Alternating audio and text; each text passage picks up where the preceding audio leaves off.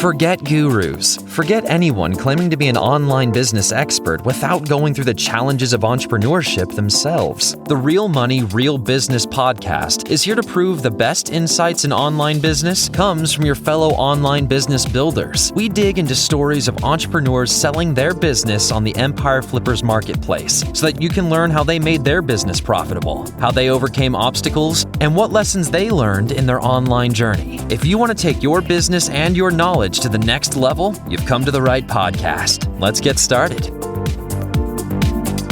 Hello everyone, Craig here with another great business to discuss on this episode of the Real Money, Real Business podcast. Today's guest is Stephen, and he's selling his Amazon Associates business on the Empire Flippers marketplace. So welcome to the show, Stephen, and how are you doing today? Yeah, I'm very good, thanks, Craig. Yeah, very good. Excellent. I'm looking forward to talking more about your business. But before we dive in, let's go over a brief summary of the business. So it's an Amazon Associates business in the food and beverages niche, created in January 2019. The average monthly revenue for the business is $2,448 and makes an average of $2,424 net profit each month. For everyone listening, you can visit empireflippers.com/marketplace and search for listing 49275 to learn more about the business, or you can unlock this listing to start your due diligence if you're interested in purchasing this asset. So now that I've given a general overview of the business, let's have a look at what's included in the sale. We have the domain, including all site content and files, 3 additional domains that are used as 301 redirects, an email list of 20 subscribers, a Facebook account, and SOPs. Okay, Stephen, now let's hear from you. Can you tell us a little about your background in building and running online businesses? Yeah, absolutely. So I've spent all of my career working in retail. In the UK, I worked originally for a very large department store group called the House of Fraser. So I did that, really from when I left school for a long time and kind of rose through the ranks there. And then I left that business in 2004.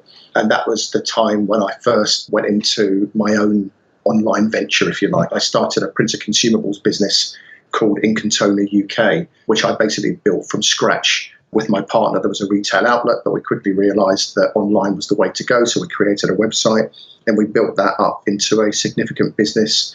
And to kind of cut a long story short, I left that business in 2014 when I sold my share to my partner. So that was my kind of first foray into the online world, if you like, in terms of building. And that was very much an e-commerce business, business to customer online business. And when I left that business and sold my share to my partner, kind of thought that it might be a good idea to go to the beach for a little while because it was a fairly successful sale. And that was kind of the dream from when I was younger. But then I quickly realized that actually I was getting a little bit bored and I didn't really want to do that for very long.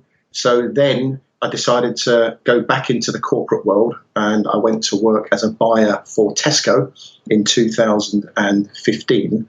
And then I did that for about 2 years. And it was very, very difficult making that transition from working for myself for 10 years to then going to work for a large corporate machine. And I realized that I didn't like that at all. And I was in the lucky position where, I didn't have to work there in order to pay all the bills and to pay the big mortgage and to pay all the other stuff that everyone has to pay for in their life. So I thought, I don't like it. I'm not doing it anymore. So I left Tesco and then I had to kind of work out what is it that I wanted to do. And then I decided, I've had experience in an e-commerce business. So I decided to have a foray into the content marketing world. So that's kind of like a brief summary of my past. And that's how I got to the stage where I thought I'd give content marketing a go. So I created this website. I had a passion for the product that the site is based on. And I decided to kind of give it a go. And that's really how it was born, if you like, Craig. Okay, yeah, that's a good story. So how come the transition to content marketing, like an affiliate business with Amazon that you've got today, as opposed to any other type of business model? I think the main reason was it was almost like I was doing it as a little bit. I've got other things going on that I do with like property refurbishment and remodeling of homes and stuff like that. So what I wanted to do it was kind of like, it was almost, not quite, a little bit more than that, but it was almost like a hobby. I didn't want to do is, I didn't want to invest a large amount of money into the business. That was just the way I considered, effectively doing what a buyer's going to do with me and buying an already established business. But I'll just try because I started my original business from scratch. So I thought, I'll just give this a go. I didn't want to invest a large amount of money into something. So I basically spent a few $100s on a theme and, a little bit of page building and stuff. And that was it. And then I basically had the raw WordPress site, and I just cracked on with product reviews, articles, and it didn't actually cost me any money except for my time. And that was kind of the thing behind it. And I just, I heard about, affiliate marketing and, and companies willing to pay you to promote their business. And of course, Amazon is the biggest company of all. They were willing to pay commission if I sent people to their website. So I thought, that sounds okay. I'll give it a go. And the risk to me financially was nothing, other than £15 a month for hosting or whatever it is. So that was it. So the short answer to your question is it was risk-free from my perspective financially. And, and I was pleasantly surprised that it's grown into the business that it's grown into now. But that's the reason why I gave it a go, because it was risk-free. Okay, excellent. So, it's partially a passion project for you as well, I would say. So what was it like starting an affiliate site like this from scratch? What was your sort of initial journey starting out? Very hard, very difficult. If you're doing it what I discovered was if you're doing it from the beginning with just like a brand new website, it takes a lot longer than I thought it would to build up the authority with the search engines, such as Google. And I think the reason why a lot of people fail is that they cannot keep the faith for long enough. I was plowing through articles, 3, sometimes 4, either product reviews or articles a week for a year. And, other than a few quid, nothing basically happened for the first 12 months. And I think that's probably the biggest challenge, because you have the initial excitement and enthusiasm when you start and you go, yeah, this is great. And you can sit there and you plow through everything for several months. And after a few months, you go, nothing's happening. Now what? So you just keep going and keep going. So I think that's the biggest challenge is keep going even when nothing's happening kind of thing. And I'm guessing that's what a buyer of my business will want to avoid is going through that first 12 months of pain where nothing happens, but you have to put a lot of work in. And so that was the biggest challenge. Keep going when it looks like nothing's happening. And then all of a sudden, of course, as you can see from my numbers, things did start to happen. I started to build up some trust, some authority with Google. And now a lot of my articles and a lot of my products sit at the top of page 1. And hence I get the traffic as a result kind of thing. But that was the biggest challenge. Keep going when nothing's happening. Absolutely, yeah. That makes a lot of sense. And you mentioned SEO. You've got a nice spread of traffic among your top 3 pages of the website. So what sort of SEO tactics did you employ to grow the site's brand presence on Google? Yeah, search engine optimization I think it can be perceived as a very complex subject. But actually, at the core of search engine optimization is providing information that someone wants to read. And that's it. Obviously, there's tactics within that as far as making sure that you've got the right keywords within your article, making sure that the text is written in a certain way that works for the search engines. But in my opinion, that's a much smaller element than people actually think. And people can go off and pay SEO agencies fortunes for backlinks and all sorts of on-page optimization, all of these things. But at the heart of search engine optimization is providing good content that people want to read. Where people come to the site and they're reading what they want, what they think they're coming to see is the information that they were searching for in the first place, then they'll stay on the page. They'll scroll down. The bounce rate will not be high because they'll click through to other pages on your site. The dwell time will be longer because people will stay on. And these are all of the things that Google like to see. People scrolling, people staying on the page, people clicking through internal links to other pages on the site. So at the heart of it is give people content that's valid and that they want to read. Yeah, so that's how I see it anyway. Absolutely, yeah, I'd agree 100%. I think Google's algorithms are designed for that, to be as close to that experience as possible. So I noticed you're doing link building for the site as well? Well, not really. I thought, because I went down the line of, there was a very small amount, but I don't think that actually had, if any, impact at all. I kind of, for whatever reason, I think that was January 19 was when it started, and the traffic didn't really kick in until kind of, January, February, March of this year. So what had sort of happened to me was at the back end of 2019, I kind of went, I've been going for nearly a year and the traffic's not really starting to come through. what am I missing here? And obviously there's all this everywhere you go. Yeah, backlinks, massive. And I don't dispute the fact that the more backlinks you have, the more beneficial it's going to be for you. So what I thought was, I know, I'll go and try and get myself some links. So, through one of the online agencies, they do blogger outreach. They go to bloggers and they kind of, have a deal with them. So I managed to get some links coming onto my site through ethical means, no black hat methods or anything like that. So I decided to spend some money, but it's actually quite expensive to do that. And it's difficult to justify spending the money to get the return. So I can't remember the exact number off the top of my head, but I think I've done like 10 to 12 links. Or can you see it there, Craig, how many it was? Because I did send it over to Empire Flippers, but I haven't got it in front of me. I think it's like 10 to 12 links at the back end of 2019. And I think I did a few in April. But really, there's not that many. And I doubt whether that had any effect. And I've done none really, since then. Okay, yeah, I don't have the number in front of me either, but I'm sure if a buyer really wants to know, they can reach out to you and you could find that information for them. That wouldn't be a problem. So that's sort of one marketing method. You also have an email list and a Facebook page. So what other marketing methods did you employ for this website, if any? Yeah, to be honest, none. Other than writing the articles that appear high in the search rankings, that's the only place that my traffic comes from. I do have an email opt-in on the site, but it's not promoted. There's no pop-ups that say join the list. I do nothing to promote the email list. And although it exists, there isn't one. There's 20 people subscribe. So that's that. And the Facebook page, there's again, it's there. I do post to it. It's got like 120 likes or something, but it's pretty much nothing. I do nothing to promote it. I don't have anything on the site to promote it or anything like that. So I don't know. I'm guessing that's a potential opportunity for any buyer because, I don't have, an email list except for what I just mentioned. There's no display advertising on the site at all.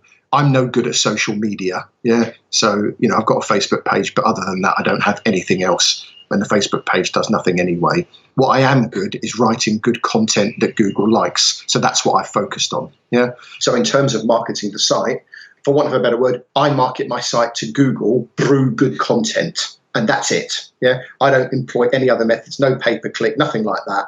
And that's it. Yeah. So that's what I do. I don't market the site at all, except through the content that I do. Okay, so let's dig into that a bit deeper. These are sort of growth opportunities. So if you were to keep the site on yourself, how would you grow the business?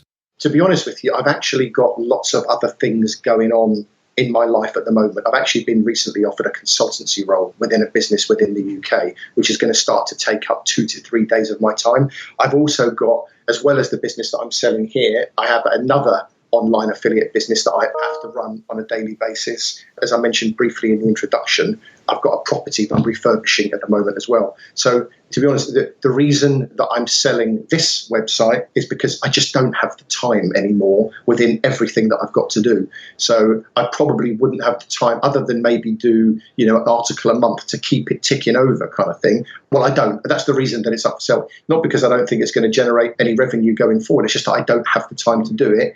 And it's the lowest priority within everything else that I've got to do in my life at the moment. So that's where I'm at. Okay, so what would you recommend a buyer would do to grow the business? Well, I mean, all of the things that I mentioned before. It depends how much people value links, but, they could get involved with more link building. They could put display advertising in. They could build the social media platform. They could look at other affiliate offers because at the moment it's Amazon only. There's a whole bunch of stuff in terms of monetization methods that I just don't do on the site. The only thing that I do is get myself ranked highly in Google. And when people arrive on my website, I send them, obviously I provide them with, valid, informative information. I have a very good conversion rate on Amazon as well, as people see. I think my overall conversion rate is about 10% or something for clicks that come through from my site. So it is pretty high.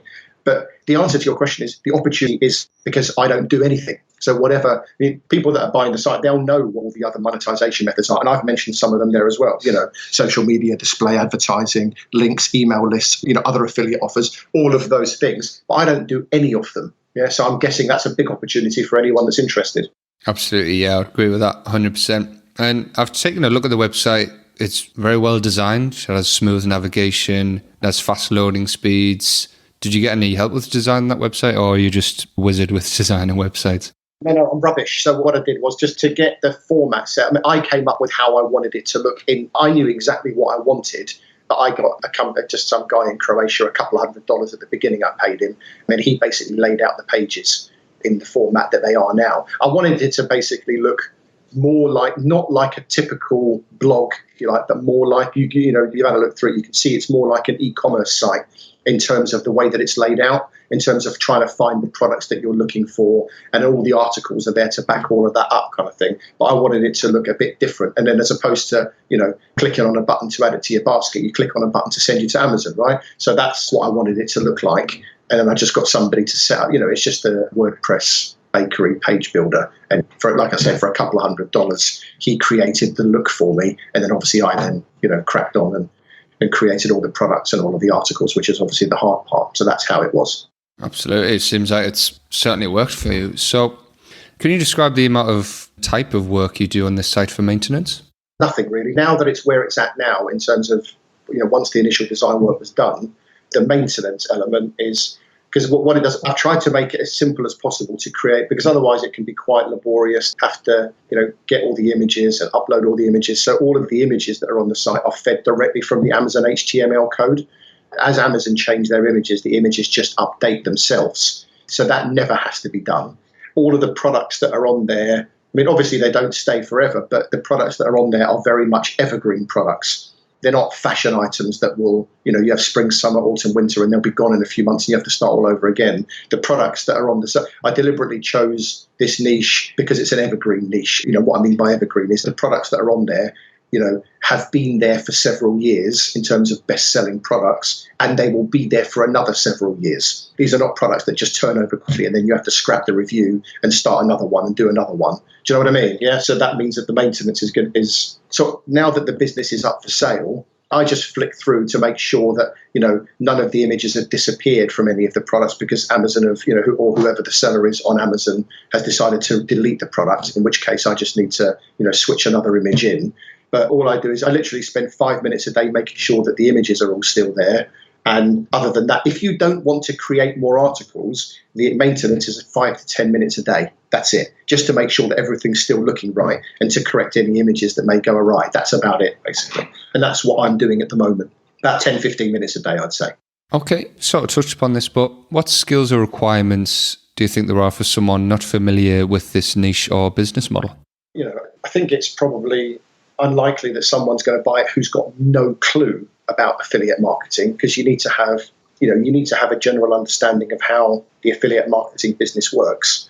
And then it depends whether you're happy to outsource the content or not.